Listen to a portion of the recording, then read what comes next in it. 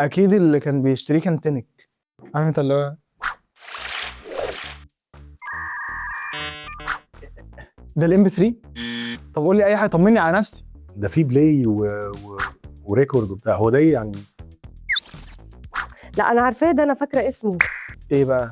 ريموت، هيطلع ريموت تلفزيون عادي. فاجئني بقى. يعني ده موبايل صغير؟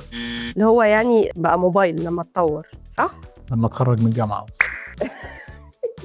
الزرار الريكورد ده اللي هو بيعمل ايه؟ بيسجل ايه؟ هبعت رساله يعني؟